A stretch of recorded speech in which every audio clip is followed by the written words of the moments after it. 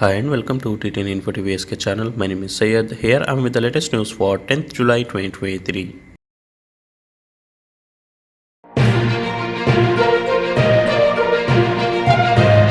Saudi Foreign Minister receives a written letter from his Russian counterpart. Foreign Minister Prince Faisal bin Farhan has received on Sunday a written letter from his Russian counterpart Sergei Lavrov. The written letter has regarding bilateral relations that link Saudi Arabia and Russia. Deputy Foreign Minister Walid al-Quraiji received the letter while welcoming the Russian ambassador to Saudi Arabia Sergei Kozlov at the ministry headquarters on Sunday. During the meeting, the two sides discussed Saudi-Russian bilateral relations and ways to enhance them in various fields. Al-Quraiji and Kozlov also exchanged views regarding the developments of common concern. Saudi Arabia expect jail and fine for money laundering. The Saudi competent court issued a prison sentence and financial fines against a citizen and an Arab expatriate after they were found guilty of the charges attributed to them of their involvement in the crime of money laundering and commercial concealment, an official source at the public prosecution has announced. This came after the economic crimes prosecution completed the investigations and charged the defendants. The investigations revealed that the citizen enabled the expat to practice the commercial activity and work for his own account in the activity of medical supplies in exchange for a monthly wage.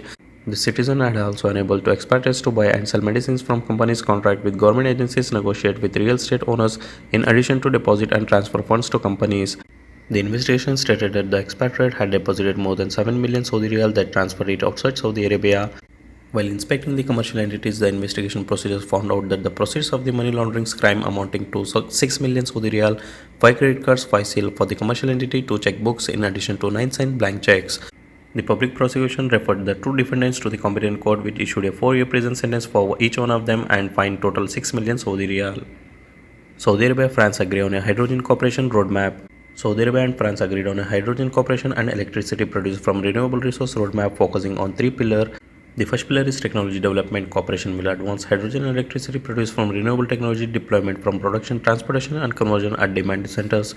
Secondly, business cooperation. The private sector has a critical role to play. Saudi-France cooperation welcomes joint effort between Saudi and French companies to partner in the entire energy supply chain to unlock business and hydrogen trade.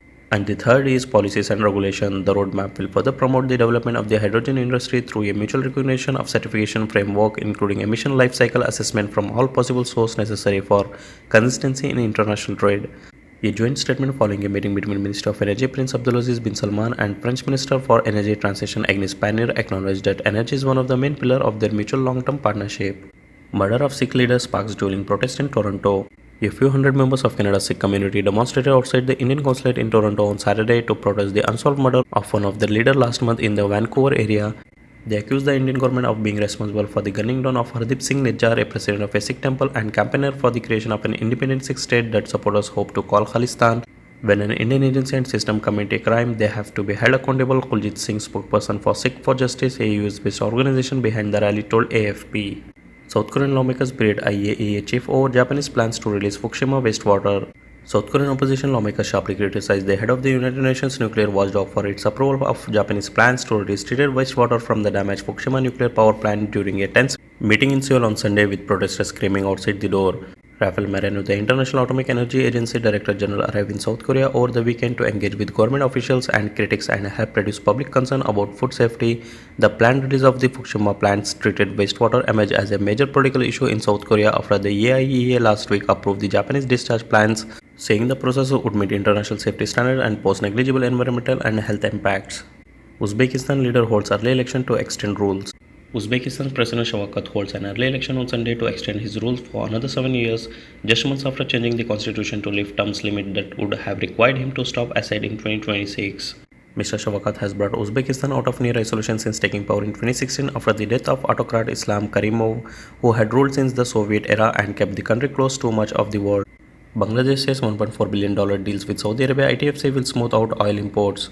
The $1.4 billion financing plans between Bangladesh and the International Islamic Trade Finance Corporation will help smooth out import of crude oil for the South Asian nation, authorities in Dhaka said on Sunday, with the agreement expected to come into force this month. The Bangladesh Petroleum Corporation, which controls the import and marketing of fuel in the country, signed the agreement with the Jeddah-based ITFC during a recent visit of a Bangladeshi delegation to the Saudi port city. Under the financing agreement, we will take a loan of $1.4 billion mainly to import crude oil, BPC Finance Director Kazim Mohammad Muzammil Haq told Arab News. Riyadh governor meets with the US ambassador to Saudi Arabia. Riyadh Governor Prince Faisal bin Bandar on Sunday received US Ambassador to the Kingdom Mitchell Ratne. During the meeting, the two sides exchanged cordial discussion. Last week, the US envoy held talks with the Secretary General of the Muslim World League, Dr. Mohammed bin Abdul Karim Al Isa, in Riyadh. They discussed several areas of interest in the international arena. Saudi Arabia review investment opportunities in Germany wastewater management sector. Invest Saudi, the Kingdom's national investment platform, will thoroughly review investment opportunities in Germany's waste and water management sector, the Saudi presidency reported. 16 killed as a heavy rain triggers landslide floods in North India. At least 16 people were killed in landslide and flash flood triggered by heavy rain that lasted several parts of North India over the past 24 hours. In Jammu and Kashmir, the bodies of two soldiers who were washed away in flash floods in Poonch on July 8 were retrieved.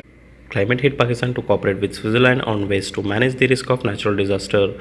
Pakistan Prime Minister Shahbaz Sharif said on July 8 his country looked forward to cooperating with Switzerland on managing the effect of climate change and receiving an advanced weather warning system from the European country. Swiss Foreign Minister Engliah and the head of Pakistan Disaster Management Authority Lieutenant General Inam Haider Malik signed a memorandum of understanding at the Nathia Gali Resort, located some 85 km from Islamabad, to cooperate on ways to manage natural disaster risk. Philippines set up patrols after spotting dozens of Chinese vessels in South China Sea. The Philippines will set up a patrols in its part of the South China Sea, a Coast Guard official said on Sunday. After authorities recently recorded nearly 50 Chinese maritime militia ships in the contested resource-rich waterway, the armed forces of the Philippines reported on Friday the presence of 48 vessels believed to be part of Chinese maritime militia during an air patrol conducted in late June. Sri Lankan President Wickremesinghe to visit India on July 21. Sri Lanka President Ranil Wickremesinghe will embark on a two-day visit to India on July 21, during which he expected to meet Prime Minister Narendra Modi, officials here said on July 9. This will be Mr. Wickremesinghe's first visit to India since being appointed president of the caste-strapped country last year following the ouster of Gotabaya Rajapaksa in a people's uprising in July. Mr. Wickremesinghe was appointed president for the balance term of Rajapaksa till September 2024. 3 killed in Kenya protest over tax increase. The number of people killed in a protest in Kenya rose to 3 on July 8. A hospital official and 2 police officers told AFP after opposition leader Raila asked Kenyans to take to the street against tax hikes. Police on Friday fired tear gas in the capital Nairobi, targeting Odinga convoy, and took similar steps against demonstration in the cities of Mombasa and Kisumu. That's all in today's headlines. Thanks for watching. If you want to receive more important headlines around the world, keep watching T10 Info TV SK channel by subscribing and hit the bell icon to receive notification.